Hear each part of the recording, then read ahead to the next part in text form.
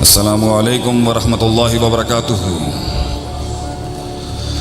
قال اللہ تبارک و تعالی فی القرآن المجید والفرقان الحمید والبرہان العظیم لقد من اللہ علی المؤمنین اذ بعث فیہم رسولا من انفسہم یتلو علیہم آیاتہ ویزکیہم ویعلمہم الکتاب والحکمہ۔ اے انسان، اگر تیرے اوپر احسانوں میں سے سب سے بڑا احسان ہم نے کیا ہے، احسانوں میں سے سب سے عظیم ترین احسان اگر تجھ پہ کیا ہے، مننا لام اور قد قسم کے محل میں ہوتا ہے، ہم قسمن کہتے ہیں اگر تجھ پر کوئی احسان ہم نے کیا ہے، ہم قسمن کہتے ہیں کہ اگر تجھ پر ہم نے کوئی احسان کیا ہے، اگرچہ فبأي آلاء ربكما تكذبان کھڑی ہے اپنے محل میں، لیکن اگر ہم نے تجھ پر کوئی احسان کیا ہے تو وہ یہ ہے کہ ہم نے تجھے تیری عقل کے حوالے نہیں کیا۔ جب قوموں نے اللہ سے تعلق کو چھوڑ کے کسی غیر کو اپنایا ہے، اس وقت لازم تھا اس زمین پر کہ اللہ اپنا ایک بندہ بھیجتا اور وہ آ کے اس تعلق کو توڑتا جو مخلوق کے ساتھ قائم کیا ہوا انسان نے، اور وہ اس تعلق کو اللہ کے ساتھ پھر جوڑتا، وہ ان کی نفسیات پر دن رات کام کرتا، وہ پتھر کھاتا، ان کے ظلم و ستم سہتا، قوم کی بدماشیاں تکبر اور اناد کے سامنے توحید کا دیا جلاتا اور اس وحدانیت کو قائم کراتا، ان کے دلوں کو آسمانوں پر لے کے جاتا، اور قوم پھر گمراہیوں پہ چلی جاتی، اور پھر اللہ ایک نبی بھیجتا۔ لقد ارسلنا الی قومہ، لقد ارسلنا نوحا الی قومہ، ہم نے نوح کو بھیجا اس کی قوم کی طرف۔ وَإِلَى ثَمُودَ أَخَاهُمْ صَالِحٌ وَإِلَى عَادٍ أَخَاهُمْ هُودًا وَإِلَى مَدْيَنَ أَخَاهُمْ شُعَيْبًا۔ ہر بستی، ہر قریے کے اوپر اللہ کے ایمبیسڈرز، اللہ کے پیغمبروں نے دل اور آسمان کے تعلق کو قائم کرنے کی کوشش کی ہے، اور ہر بیچ کے وسیلے کو کاٹا ہے، ہر بیچ میں جتنے بھی انٹرمیڈیٹریز ہیں اس کو کاٹا ہے، ڈائریکٹ اللہ کے ساتھ تعلق جوڑا ہے، اور جب انبیاء اس دنیا سے جاتے وہ تعلق پھر ٹوٹ جاتا اور لوگ اپنی دکانیں چمکانے کے لیے آ جاتے، کیونکہ اللہ میں نقص تو پیدا کیا نہیں جا سکتا تھا۔ سبحانہ و تعالی عما یصفون و سبحانہ و تعالی عما یشرکون، پاک اور بلند ہے وہ اللہ کے اس کے ساتھ ایسی صفت جوڑی جائے جو مخلوق کی صفت ہو۔ لیس کمثلہ شیء، اللہ کی مثل مخلوق میں نہیں ہو سکتی، اللہ انسانوں کی طرح مخلوق کی طرح نہیں ہے، تو اللہ میں نقص تو پیدا کر نہیں سکتے تھے، یہ اللہ کو زمین پر لا نہیں سکتے تھے، تو انہوں نے زمین والے کو آسمان تک پہنچانے کی کوشش کی، انہوں نے شرک کے وہ باپ قائم کیے، اپنی سرداریاں، اپنی حکومتیں،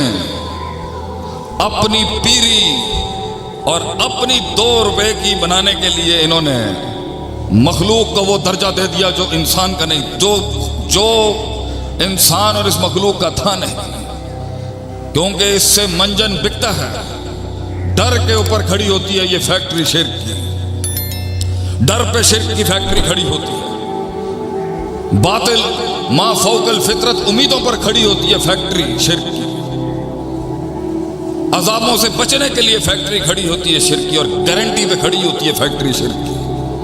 اور وہ گارنٹی ان دیکھے اللہ، ان دیکھی جنت، ان دیکھے فرشتے اور ان دیکھی آخرت کے ساتھ چلنے کا صبر انسان کر نہ سکا، اس کو ایک آنکھوں سے دیکھنے والا خدا چاہیے تھا،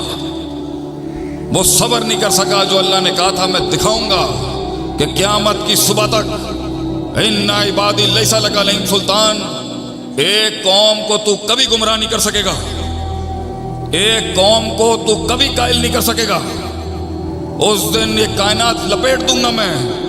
جس دن مباحدوں کی جماعت ختم ہو گئی اس دنیا سے، ایک ہمیشہ رہے گی، جو تیرے تیز ہواؤں طوفانوں کے اندھیروں کے اندر بھی توحید کا دیا جلاتی رہے گی۔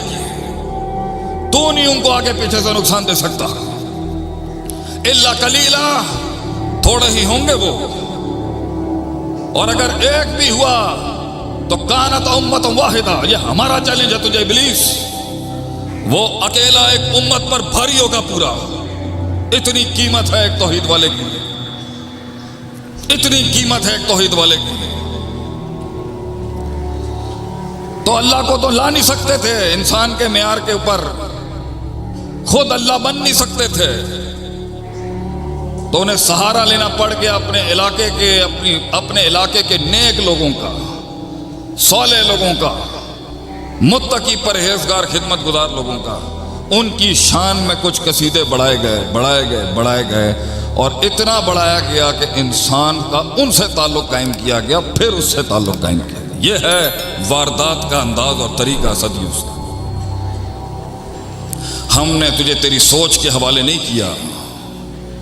ہم نے تجھے تیرے تجربات کے حوالے نہیں کیا، ہم نے تجھے تیرے شعور کے حوالے نہیں کیا، اور ہم نے تجھے تیرے نفس کے حوالے نہیں کیا۔ ہم نے تجھے تیری زندگی میں حق کے رستے کو ڈھونڈنے کے لیے بعث فیہم رسولا من انفسہم، انبیاء بھیجے ہیں۔ ہم نے نبوت کے سلسلے کو وجود دیا، ہم نے اس ہستی پہ اس سلسلے کو، اس کی ابتدا کی، جس سے ہم نے بتایا کہ یہ زندگی کیا ہے، یہ دنیا کیا ہے، اور تو کیا ہے، اور میں کون ہوں۔ یہ تجھے تیری عقل کے سپرد نہیں کیا کہ تو خود ڈھونڈ لے، تو